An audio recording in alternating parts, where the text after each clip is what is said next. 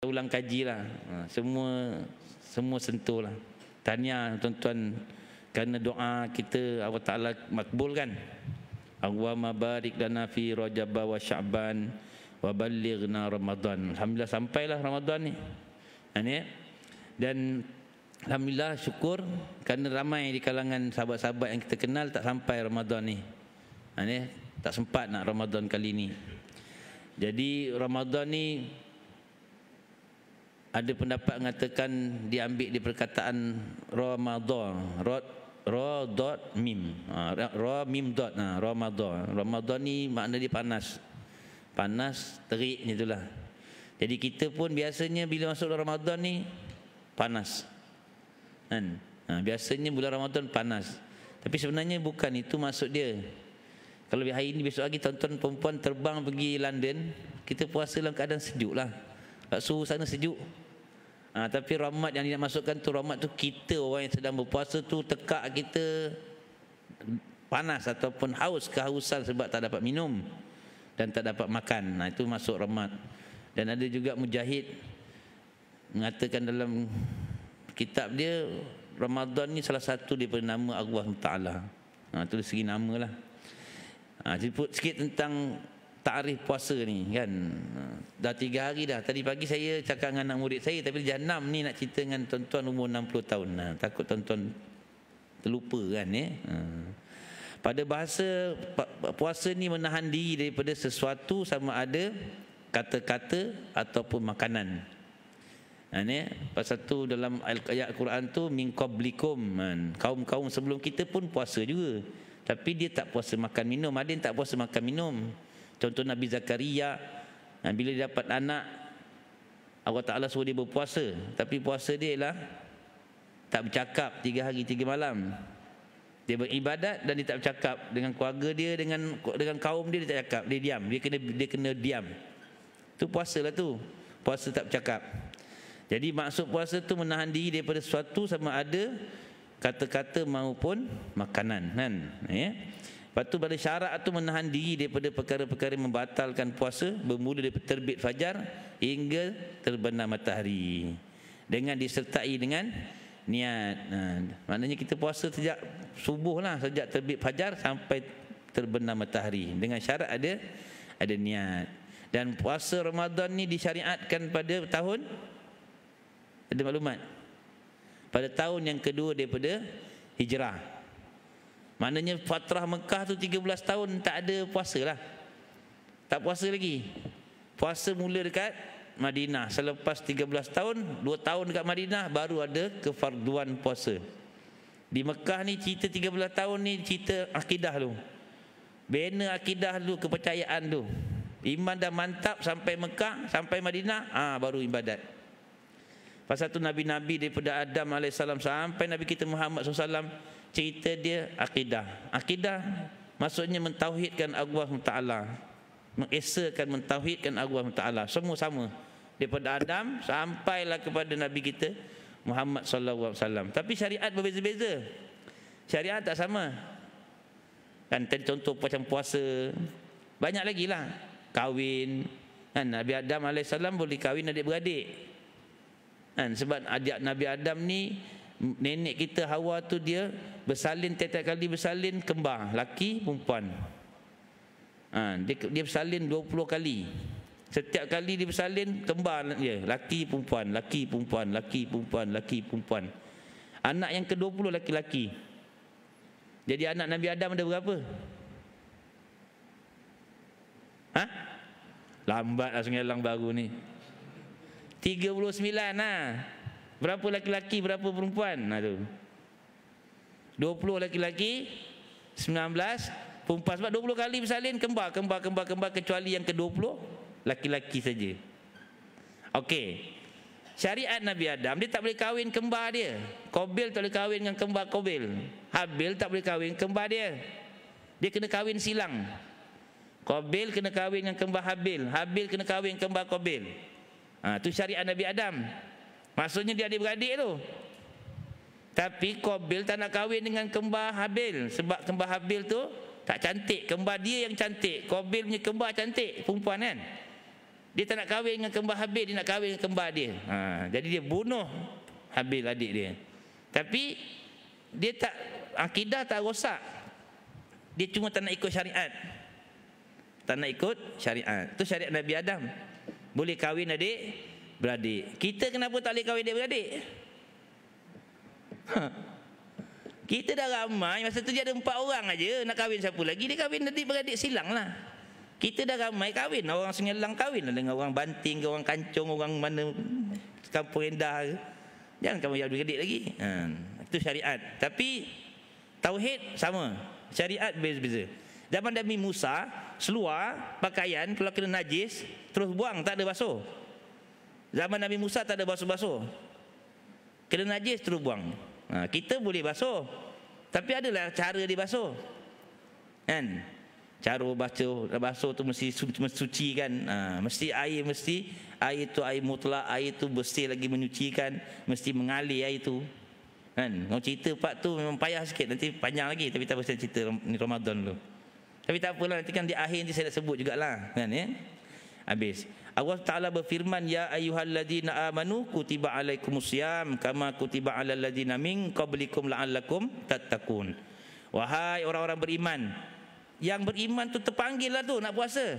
Yang tak beriman tak panggil dia buat selamba je. Tak ada rasa pun Ramadan masuk malam ketiga, dia tak rasa lagi. Kan? Sebab dia tak terpanggil untuk mengerjakan ibadah puasa tu. Kutiba alaikumusiyam, diwajibkan ke atas kamu berpuasa, kama kutiba alal ladzina min qablikum, seperti mana telah diwajibkan ke atas kaum-kaum sebelum kamu.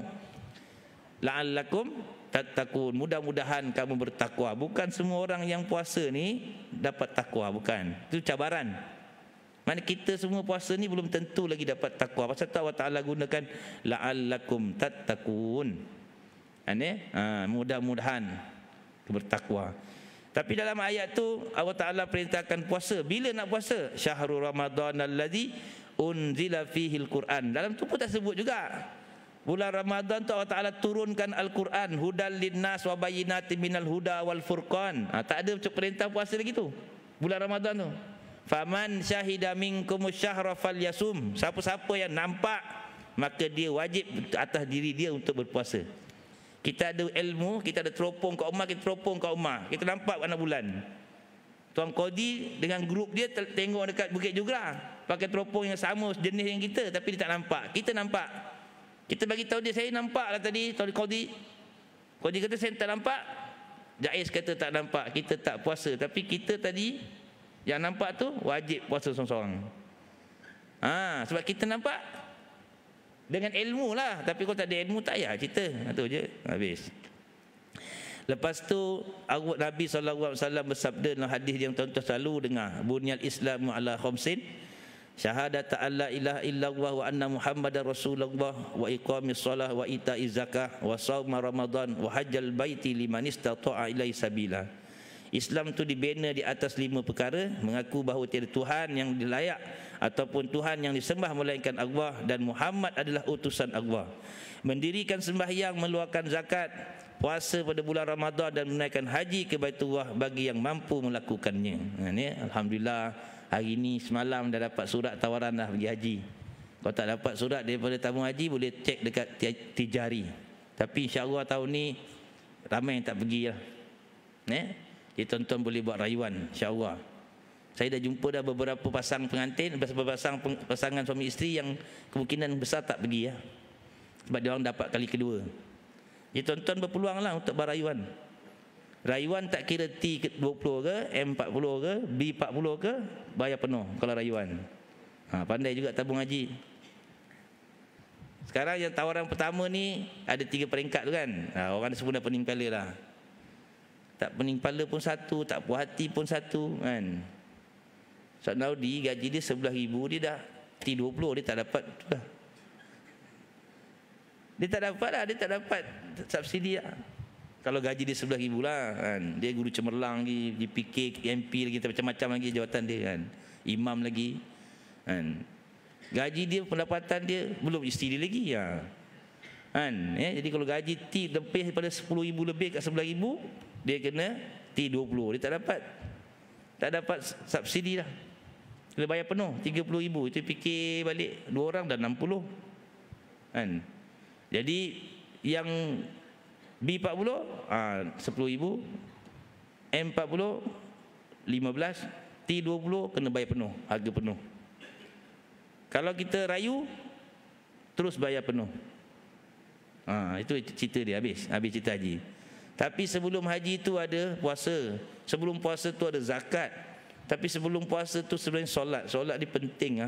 Nanti saya nak cerita sikit pasal solat, sebab saya dapat sikit-sikit tadi semayang tadi kan, tengok tuan-tuan. Bila lagi nak cakap kan, sekali-sekali je datang Sungai Bulan Tengah ni. Kalau tuan-tuan dah Banting, saya boleh cakap kat Masjid Banting. Okey, hukum meninggalkan puasa. Pasal tu haji, umrah tu diletak kat ujung, tapi orang kita puasa sembahyang dia tak selesai lagi, dah pergi umrah dah. Tu masalah tu. Haji sampai pergi haji, sembahyang pun tak selesai lagi. Kan? Nanti saya tapi kalau sempat macam-macam. Dia pergi Mekah tu, dia ambil kelambu Kaabah tu, benang kelambu Kaabah tu. Lepas tu dia tanya saya, "Ustaz, apa hukum kita ambil benang kelambu Kaabah ni?" Saya kata, "Kenapa ambil?" "Kawan saya suruh ambil." "Kawan kau suruh ambil tu dia nak buat apa?" "Oh, dia nak buat azimat niaga," kata dia. "Bodoh lah kau kalau kau ambil, kau tak ambil untuk kau kan. Habis kau ambil untuk dia, kau tak ambil." "Saya ambil juga," kata. Lepas tu dia tanya apa hukum dia. Tuan-tuan jawablah. Ke saya jawabkan? Tak payah saya jawab, tuan-tuan tahu jawab kan. Saya tanya ustaz pun tahu dah hukum dia. Berdosa lah, syirik hukum dia. Sebab dia percaya sesuatu selain daripada Allah Ta'ala boleh beli rezeki kat dia. Senang aja, bukan susah sangat. Itu tahap orang pergi haji tu. Tu orang dah pergi haji, bukannya dan tuan-tuan tak pergi haji lagi, ini pergi haji tu macam tu. Bayangkan. Macam tu iktikad dia, tauhid dia macam mana? Kan tak rosak. Satu tiap tahun pergi 30,000. Satu tahun hampir 100 ke 200,000 kita punya orang Malaysia yang pergi umrah. Tapi masjid surau kita tetap kosong. Penuh dia masa seminggu pertama je Ramadan. Satu dengan hari raya, 2 hari raya, Aidilfitri, Aidiladha. Yang lain masa kosong. Adalah 1-2 saf orang yang biasa datang. Kan? Kena muhasabah diri. Kena muhasabah. Tuan-tuan kalau dah sampai dah, alhamdulillah. Memang tuan-tuan memang regular datang, teruskan. Habis. Disebabkan puasa Ramadan tu salah satu daripada rukun Islam yang termasuk dalam kefarduan yang diketahui secara daruri, yang mudah kita faham, semua orang tahu, dan tak ada satu orang ulama ataupun satu mazhab pun yang tolak. Sebab dalil daripada Al-Quran, dalil daripada hadis tu qat'i, memang senang fahamlah puasa ni wajib. Maka orang yang mengingkari kefarduannya adalah kafir. Siapa yang tak nak, dia tolak puasa-puasa dia, lah tak main lah puasa-puasa ni, nusa je, kafir hukum dia. Dia hendaklah diperlakukan terhadap orang yang murtad. Tangkap dia, kena suruh dia bertaubat. Kalau dia tak nak bertaubat, kena pancung kepala dia. Kan, macam orang yang murtad. Dia hendaklah diminta bertaubat. Sekiranya dia tidak bertaubat, mudah-mudahan Allah Ta'ala terima taubat dia. Kalau dia tidak mahu bertaubat, dia hendaklah dibunuh sebagaimana melaksanakan hukum hudud kesalahan murtad. Ini jika sekiranya dia bukan seorang yang baru sampai belum Islam. Contoh dia mu'alaf tu lain lah. Kalau dia dah lama dan dia jauh, dia tak jauh daripada dakwah Islam ni, tadi dia kena minta dia taubat. Kalau dia tak taubat, kena hukum dia seperti mana orang yang murtad. Manakala orang yang meninggalkan puasa tanpa keuzuran dan dia tidak mengingkari kewajipan, dia tahu puasa Ramadan tu wajib, tapi tahun ni aku malas puasa, tahun depan baru puasa, kata dia. Tahun ni cuti, nak rehat, kata dia. Tahun depan baru puasa. Orang ni dia tak kafir, dia fasik. Hukum dia fasik. Pemerintah Islam kena tangkap orang ni, kena paksa dia puasa. Tangkap, duduk dalam penjara, jangan bagi makan daripada subuh sampai maghrib. Maghrib kan baru bagi makan. Itu sepatutnya. Ni saya kawan-kawan bagi tahu pot mana makan ni puasa ni kan. Dekat Banting ada, kat Teluk Parlimen Garang ada, Pelabuhan Kelang. Ustaz, cermin gelap ustaz. Dalam kita dua tak nampak, dalam nampak luar, kata dia.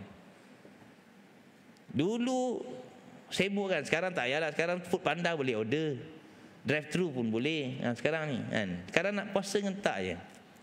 Pasal tu Nabi sebutlah dia semua ibadat lain semua kita punya kecuali puasa. Puasa tu Allah Ta'ala yang berhak nak balas. Kita duduk seorang-seorang dalam kereta, kita duduk seorang kat rumah, tak ada siapa tengok kita nak makan pun. Itulah namanya iman. Kita buat tu kerana iman, percaya akan balasan Allah Ta'ala. Pasal tu Nabi SAW sebut dalam hadis dia, man qama ramadana imanan wahtisaban ghufira lahu ma taqaddama min zambihi aw kama qala. Siapa-siapa yang melaksanakan puasa ni, yang mendirikan puasa ni, dengan puasanya, dengan qiyamnya, dengan segala amal ibadahnya, imanan, sebab dia beriman tu, wahtisaban, dan dia berkira-kira akan pahala, Allah Ta'ala bagi keampunan dia. Dan itu habis. Lepas tu saya potonglah, banyaklah kelebihan Ramadan ni. Allah Ta'ala gandakan pahala daripada sunat jadi fardu jadi 70 kali ganda. Rumah kita dibangun mesti awal. Saya tak pernah bangun dulu daripada isteri saya. Dah 28 tahun saya kahwin, dia tak pernah bangun dulu daripada isteri saya buat sahur, tak pernah. Mesti dia kan, dia tak pernah ikut saya ni pergi kuliah ke mana, kat rumah je. Sebab anak saya tak besar-besar lagi. Anak saya besar kecil balik, besar kecil balik, besar kecil balik. Yang kecil sekali ni insya-Allah dia membesar lah, mula membesar. Nanti dia dah besar sikit, saya boleh lah bawa dia pergi mana-mana kan. Dia besar sikit dia kecil balik, besar baby balik kan ya. Jadi yang ni yang nombor 7 ni dia mula membesar lah insya-Allah kan. Jadi nak bawa tu susah sikit lah kan ya, anak kecil. Saya cakap dengan dia, tak payah kira lah, kau buat aja kan. Kalau saya lah, syurga tu saya punya, saya dah bagi dia syurga tu kat dia kan. Tapi dia tak ada gaji lah kerja, tak ada gaji, semua dia. Masak dia, keraju saya tahu gosok baju, tapi saya tak pernah gosok baju. Sebab saya kata kalau saya gosok baju, pahala kau dah kurang. Tapi kadang-kadang dia terpaksa dah tempat dia subkan ke anak dia, anak saya lah pula gosok. Jadi puan-puan, kalau ada rezeki, ada masa datang masjid. Kalau tak ada, duduk rumah, hambat suami kita suruh pergi masjid sembahyang jemaah. Suami kita suruh pergi sembahyang jemaah masjid, kita tak sempat sembahyang kat rumah. Kalau ada hal sembahyang kat rumah. Suami kita pergi sembahyang masjid, kita sembahyang kat rumah, kita dapat pahala berjemaah. Suami kita sembahyang berjemaah kat masjid, kita sembahyang kat rumah, dapat pahala jemaah. Untung orang perempuan. Sekali tuan-tuan sembahyanglah kat rumah dengan isteri, dengan anak. Kalau tak berani, bawa zuhur dulu, yang bisu punya, zuhur, asar. Nanti sekali-sekali baru subuh ke maghrib. Takut orang kulhu agua pun terkucil lah kan ya. Tuan-tuan yang main-main, tuan-tuan kat belakang bila cakap imam kat depan, tuan-tuan duduk depan ni tengok kan, nak keluar ayat pun tak keluar nanti kan. Ni keramat ni tempat depan ni. Kat rumah pun sama, kalau jadi imam jangan main-main, nanti cari ayat tak jumpa. Okey jadi itu pertama, habislah tu puasa ni. Lepas tu hikmah dia banyaklah, ibadah, menyedarkan hati seorang mukmin bahawa kita puasa tu ada orang lain yang tak makan. Kita buka tadi makanan macam-macam. Rumah saya mesti ada 2 lauk kompom. Sebab anak saya ada dua. Anak saya ramai, ada 2 macam. Satu tak makan ayam, satu tak makan daging. Ni seorang tu tak makan ayam, mak dia kena masak daging. Yang tak makan daging tu mak dia kena masak ayam. Kalau saya masak, saya akan masak satu je, paksa, mandatori, tak boleh makan lain. Tapi anak saya seorang tu tak boleh makan, dia tak makan ayam. Contoh, ayam tak ada, contoh daging tak ada, dia akan goreng telur. Dia akan masak benda lain untuk makan dia. Tapi mak kan, seorang perempuan, dia akan masakkan juga untuk anak dia. Itu pelik orang perempuan ni. Habis. Kita makan macam-macam. Tapi alhamdulillah saya dah 3 hari ni, 3 kali 2 hari puasa kan. Saya tak keluar rumah lagi lah, InsyaAllah. Saya pun tak tahu kancung ada kot pasal Ramadan. Sini pun tadi saya lalu, kemah dah penuh. Tu mungkin kemah untuk keripik lah kot, bukan buka puasa Ramadannya. Tapi tak tahulah. Tapi memang kalau orang tak tahu, masuk Sungai Lang ni meriah. Daripada start ujung sampai ke ujung. Toleh je lah kiri kanan, nak berhenti dengan tak nak je lah. Okay. Habis. Lepas tu syarat puasa. Syarat puasa ni ada 3. Islam, taklif, kita ni ditaklifkan Allah Ta'ala. Lepas tu tiada keuzuran. Itu syarat wajib. Lepas tu syarat sah puasa, mesti Islam, berakal. Lepas tu tidak mempunyai keuzuran. Maknanya orang tak ada uzur, wajib puasa lah. Ni sah. Kalau tak uzur tak sah puasa. Orang gila tak sah puasa. Orang bukan Islam tak sah puasa. Okey, lepas tu yang seterusnya sikit je. Cepat-cepat ni. Rukun puasa. Rukun puasa ada berapa tuan? Tuan-tuan kena tahu juga ni. Nak beribadat tak tahu rukun. Rukun puasa ada. Tadi saya sekolah ada 5, ada 6, ada 3, ada 30 ada. Saya pun ya betul ke ni? Rukun puasa ada 2 je. Pertama niat, yang kedua menahan diri daripada perkara yang membatalkan puasa daripada terbit fajar sampai terbenam matahari. Tapi niat tu dia ada sifat dia. Pertama, niat tu hendaklah dilakukan tempat dia tu dalam hatilah kan. Okey, niat itu mesti waktu malam. Maknanya kalau lepas subuh, lepas azan subuh baru kita niat tak sah. Lepas malam tu maknanya lepas maghrib tu dah boleh terus niatlah sampai sebelum fajar terbit. Mesti. Contoh pagi tadi kan, pagi Jumaat. Kalau tuan-tuan nak mandi sunat Jumaat. Tuan-tuan nak pergi kerja sebelum subuh pagi tadi, lepas sahur tu mandi, pergi kerja. Lepas tu pakai baju pergi sembahyang subuh, lepas tu pergi kerja. Kalau kita niat mandi sunat Jumaat tak sah. Sebab mandi sunat Jumaat tu masuk waktu dia selepas terbit fajar. Maknanya kalau lepas sembahyang subuh tu balik rumah lu mandi sunat Jumaat, pakai baju baru pergi kerja. Macam itulah contoh. Tapi kalau orang balik tengah hari tu boleh balik rumah, mandi kat rumah baliklah. Tapi kalau orang yang tak ada tu, dia maknanya dia kena niat mandi sunat Jumaat tu selepas fajar. Masuk waktu dia lah, sebelum azan zuhur lah. Okey, jadi maknanya mesti niat tu waktu malam. Yang kedua mesti ditentukan. Pasal tu tadi kita niat tu nawaitu shauma ghadin an adai fardi, itu kena sebut. Fardu Ramadan. Sunat ke, fardu ke, qadaan ke, tu kena sebut. Ta'yin, kena disebutkan, ditentukan niat tu puasa Ramadan ataupun puasa fardu. Kalau sunat kena sebut sunat lah. Kalau ganti qadaan lah kena sebut. Okey, kedua tu kena ta'yin, ditentukan. Yang ketiga berulang-ulang. Dia tiap-tiap hari kena niat. Yang kita niat semalam pertama tu untuk sebulan tu bukan mazhab Syafi'i. Tapi kalau kita buat boleh tak? Boleh. Mazhab Maliki, mazhab lain pada mazhab Syafi'i. Mazhab Syafi'i tak ada niat sebulan sekali. Mazhab Syafi'i mesti tiap-tiap malam niat. Berulang-ulang sifat niat tu. Tiap-tiap hari kena niat. Tapi kita cover lah yang sebulan tu boleh tak? Pakai tak ada masalah. Okey, jadi kalau tu kita pasal tu kita lazimkan biasa lepas witir tu kita niat ramai-ramai. Lepas tu yang kedua tu menahan diri daripada perkara yang membatalkan puasa lah. Makan minum sengaja, muntah sengaja kan. Lagi apa lagi? Setubuh sengaja, keluar air mani sengaja, haid, nifas semua tu membatalkan puasa lah.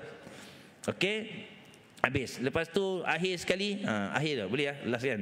Sebelum akhir lah, adab puasa tu satu, segerakan berbuka. Tapi tuan-tuan ingat, jangan azan di TV terus azan, terus buka jangan. Sepang satu sama dengan KL Sini Kuala Langat kan. Parlimen dia masuk Sepang. Ni kan Parlimen Sepang kan, Pangkah. Betul. P11 tak ingat. P112. Betul. 112. Okey. Okey, jadi sini azan tu tunggu seminit. TV tu baru kita buka. Eloknya dengar azan masjid lah. Jangan cepat sangat. Terawalan Yang kedua sahur. Lepas tu lewatkan sahur. Anak kita malam nak bangun pukul 12 malam dia tidur. Sebelum tidur tu makan siap-siap. Tu bukan sahur tu. Sahur mesti pagi sebelum subuh. Mesti tidur dulu. Walaupun dengan sebiji tamar. Kejut waktu bangun juga. Sebab ada berkat. Nabi sebut kat dalam sahur tu ada berkat dia. Lepas tu tinggalkan kata-kata yang mesti dijauhi, yang tidak larang lah. Lepas tu kalau kita ada junub, janabah, kita mandi sebelum terbit fajar. Tu adab. Kalau lepas fajar mandi, boleh tak? Boleh, tapi adab di segi adab sebelum subuh tu kena mandi dulu. Kalau kita junub lah. Tidak berbekam dan berdoa semasa berbuka puasa. Menyediakan makanan untuk mereka yang berbuka puasa. Tu kalau ada lebih. Kalau tak ada lebih tak payah. Banyakkan bersedekah dan baca Al-Quran. Okay, habis. Lepas tu kita nak capai ke puasa ni. Puasa kita ni puasa awam ke, puasa khas ke, puasa khawasul khawas. Kan? Kalau nak khawasul khawah tak dapat, kena cari yang khas lah, yang mudah-mudahan Allah Ta'ala terima segala amal ibadah kita dan kita dapat kekalkan daripada batal puasa di segi fiqahnya dan batal puasa di segi tasawuf dia, kan. Ramai orang yang puasa dia sah tapi pahala puasa dia batal. Pahala puasa batal. Puasa dia sah, makan, tak minum semua sah, tapi pahala puasa dia dah terkecundang sebelum sampai petang lah. Jadi sama-sama kita jaga, mudah-mudahan puasa kita lebih baiklah daripada yang lepas. Akhir sekali, sebelum saya tinggalkan tuan-tuan, saya sebenarnya tak cerita pasal solat tadi sebenarnya, tapi tak apalah. Solat ni ada rukun, kan. Saya selalu tengok tuan-tuan ni dua tempat ni. Satu yang pertama rukuk, yang kedua sujud. Okey, rukuk ni sebenarnya Allah Ta'ala jadikan kita ni, Allah Ta'ala cipta kita ni dah betul lah. Tangan kita ni ukuran dia memang ukuran ni. Kita kena macam meja ni, kepala badan kita tu kena straight macam ni lah, kan, macam ni. Ni badan kita, ni pinggang kita, ni straight ni. Nak dapat straight ni macam sesiku ni, kan. Ukuran dia ialah dengan tangan kita ditekan dekat mana? Lutut. Kita kena tekan lutut kita akan dapat curve tu, dapat sesiku tu.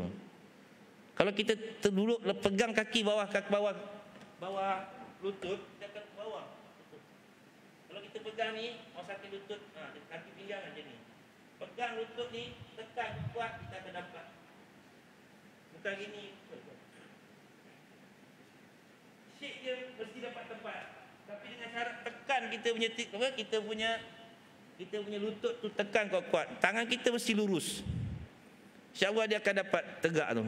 Kepala tak payah angkat, tak payah tunduk, rata je ni leher kita. Tapi ukuran dia tangan kita mesti tekan lutut. Itu yang pertama. Yang keduanya sujud. Sujud ni anggota sujud ada 7. 1 ke dahi, 2 tapak tangan, 2 kepala lutut, 2 kepala kaki. Masa kita sujud, kaki kita mesti tegak. 5 jari kaki kita mesti tegak menghadap kiblat sana. Tangan kita mesti, 2 tangan ni mesti kat bawah. Kita mesti buka ni. Jangan macam tu. Ni perempuan. Jangan sujud anjing. Kan? Angkat.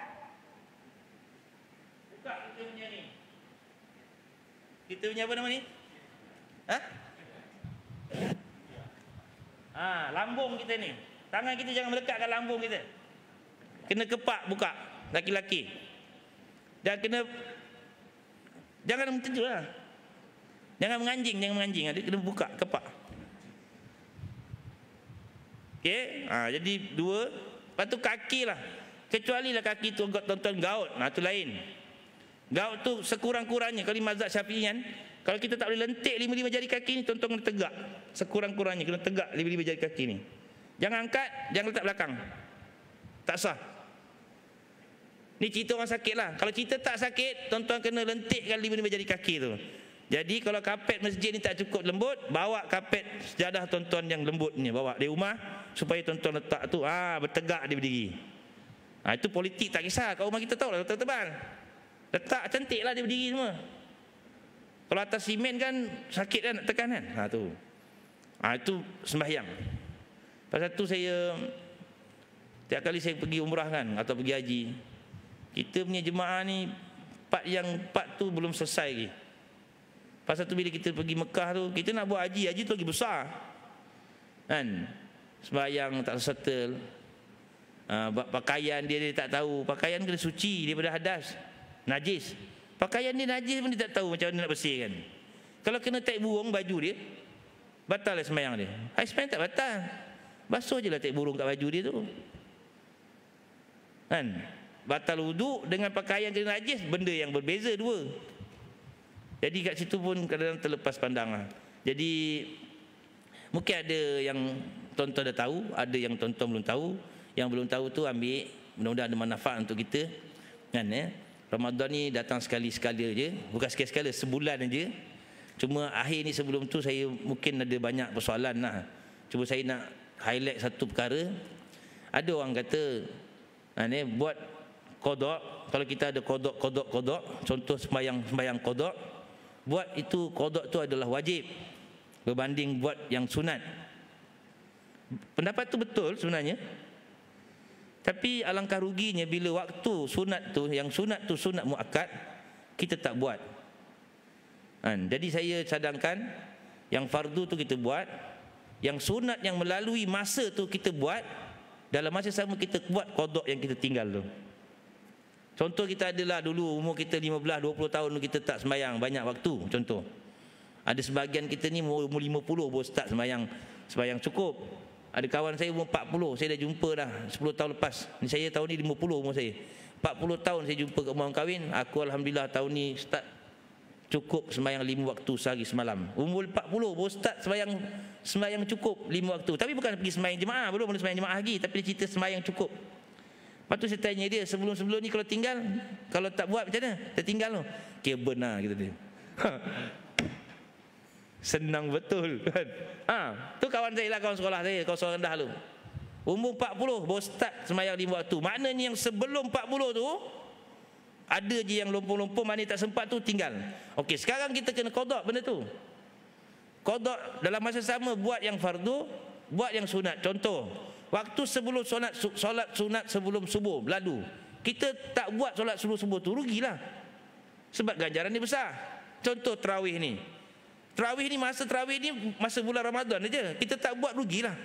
Dalam masa kita buat sembahyang isyak, kita buat ba'da isyak, lepas tu kita tarawih, lepas tu witir. Dalam masa sama kita qada lah sembahyang yang kita tinggal tu. Jangan tinggalkan yang sunat ni semata-mata nak buat yang qada aja. Dan kita berazam untuk membayar balik yang kita tinggal tu, kita azam. Kalau tak sempat, tuan-tuan ni kira baik-baik tuan. Saya soalan-soalan cepu emas tu. Umur daripada 15 start kita puasa umur 15 kan? Tuan puasa-puasa. Dia umur 45 baru tanya. Dia tak pernah puasa daripada start umur dia kecil sampai umur 45 tahun. Baru nak start puasa. Ustaz tolong kirakan fidyah saya. Tuan-tuan tolong kira? Macam boleh? Katalah 15, kita ambil 15 senang. Sampai umur 45, 30 tahun tak puasa. 1 tahun 30 hari. 10 tahun 300 hari. 30 tahun berapa? 900 hari. Tak pernah puasa perempuan. Kalau satu hari secupak ni 560 gram. Tak sampai sekati 600 gram. Katalah sekilo. Kita beli beras jati biru lah kata, RM29 10 kilo kan. Mana satu kilo RM2.90. Katalah RM3. Senang. RM3 kali dengan 900 baru apa? 3 kali 3 900 kan. 27. Mana berapa? 27,000. Betul kan? 27,000 ke 2,700? 2,700 kalau tak salah saya. Okey, itu dah tak ada tambah-tambah tu. Sepatutnya kena tambah. Tak kisahlah, tak payah tambah 2,700. Kalau digandakan dengan 3 sekalipun, katalah 3,000. Gandakan 3 9,000. Katalah 10,000. Tuan-tuan tak, orang kaya 10,000 tu dicampak aje. Tak ada masalah. Tapi tak boleh bayar fidyah, kecuali dia kena bayar puasa dulu baru boleh bayar fidyah. Yang bayar puasa yang tadi kata, Ustaz 900 hari Ustaz, berapa lama saya nak ganti ni? Masa kau tinggal kau tak tanya pula kan? Ganti je lah berapa yang kau sempat. Besok kalau kau tak sempat ganti 900 hari tu, Allah Ta'ala ampun dosa kau. Yang penting kau ada azam nak ganti.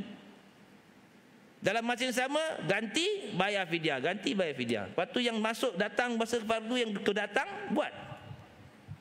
Kan? Yang pentingnya kita nak berazam, nak bertaubat tu, nak memperbaiki kesilapan dan kita cuba ganti. Ini kita tahu kita ada qada tapi kita tak pernah nak fikir nak ganti, itu salah. Kan? Dalam masa yang sama kita terus ibadat. Jadi tuan-tuan, kalau tuan-tuan tergolong, kita bersyukur sebab bapak tuan-tuan ajar kita daripada kecil sembahyang dan kita terus tak pernah tinggal sembahyang, tak pernah tinggal puasa. Sebab bapak kita ajar kita daripada kecil. Pasal satu lagi, biasa orang kita, ni dah lambat lah. Biasa orang kita kan, kalau mak bapak kita meninggal dunia, biasa mesti orang tanya nak bayar fidyah. Kan?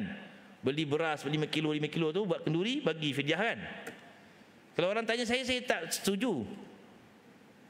Sebab kita, kalau kita tak kenal, mak kita mesti kenal bapak kita. Saya pun kenal bapak saya, tapi bapak saya matilah, bapak saya meninggal lah. Masa bapak saya meninggal dunia, saya kenal bapak saya. Sebab daripada kecil saya tak pernah tengok bapak saya tak puasa, saya tak pernah tengok bapak saya tinggal sembahyang. Saya kenal bapak saya, mak saya lagi dah kenal. Pasal tu kalau kita ambil beras untuk buat fidyah, pada saya tak perlu. Lebih baik duit bajet kita nak beli fidyah tu, baik kita pergi infak, pergi rumah anak yatim ke mana-mana, lebih manfaat. Sebab bapak kita orang baik, bapak kita orang sembahyang, bapak kita orang puasa, tak pernah tinggal. Kecuali setahun 2 tahun sebelum dia meninggal tu terlantar, tak sembahyang, tak puasa, dia tak baring aja. Itu lain. Tapi kalau kita kenal dia, sehari sebelum meninggal sakit, tu pun kat hospital dia masih sembahyang lagi, itu tak perlu bayar fidyah pada saya lah. Okey, jadi insya-Allah segala amal yang kita buat tu mudah-mudahan Allah Taala rahmat berkat kita dan terima segala amal ibadah kita. Pasal tu ada kena perasaan takut lah. Kita amal-amal ni takut Allah Taala tak terima. Mudah-mudahan kita mohon ampunan dari Allah Taala. Tadi Pak Imam baca tadi kan, doa Allahumma barik lana fi Ramadan wa ballighna Lailatul Qadar pula. Sampai tak kita 10 yang terakhir ni kan? Insya-Allah. Jadi kalau ada kesilapan, ada kekurangan, saya minta maaf. Insya-Allah masa sama kita terus mengimarahkan ihya Ramadan ni. Kalau tuan-tuan dah tersuntik Ramadan ni 3 hari ni, insya-Allah teruskan. Kita memang, saya selalu lalu sini subuh, tapi saya pergi dalam lah. Okey kan, dalam sini ramai. Alhamdulillah ramai, tapi ramai lagi yang tak datang. Sebenarnya jemaah kita ramai dah, tapi ramai lagi yang tak datang. Jadi kita nak buat macam mana yang tak datang tu, bagi dia orang nak datang. Itu saja. Okey. Jadi AJK dan tuan-tuan lah, sebagai ejen-ejen Masjid Surau ni, ajak lagi kawan-kawan untuk datang. Cerita kelebihan. Tapi kalau cerita kelebihan, orang mau tahu. Saya fardu ni 27 kelebihan. Kalau tiap-tiap kali balik semayang sekarang, Ustaz Naudi tunggu kat pintu, bagi RM27, bagi RM27. 3 tingkat masjid Sungai Lang Baru ni, tak muat. Dia datang sampai subuh, tak apa Ustaz, nanti malam lepas isyak saya ambil sekali. Tu. Tak nak ambil dah subuh, zuhur, asar, tak nak ambil. Isyak sekali balik baru ambil. Kalau berupa duit, pasal tu Allah Ta'ala tak merupakan pahala tu macam duit. Buat ajalah, Allah Ta'ala akan balas. Sebab Allah tu sifat dia, innallaha la yukhliful mi'ad. Allah tu dia pegang pada janji, dia tak mungkiri janji. Siapa yang buat kebajikan, pasti Allah Ta'ala balas dia dengan pahala. Siapa yang buat maksiat, pasti Allah azab dia, kecuali Allah Ta'ala beri ampunan ke atas dia. Itu Allah Ta'ala lepaskanlah daripada kita punya maksiat tu. Wabillahi taufiq hidayah. Assalamualaikum warahmatullahi wabarakatuh. Kita tangguh dulu pertemuan kita dengan tasbih kafarah suratul asri. Subhanaka Allahumma bihamdika asyhadu an la ilaha illa anta astaghfiruka wa atubu ilaik. Bismillahirrahmanirrahim. Wal asri innal insana lafi khusr illa alladziina amanu wa amilus solihat wa tawasaw bil haqqi wa tawasaw bis sabr. Assalamualaikum warahmatullahi wabarakatuh.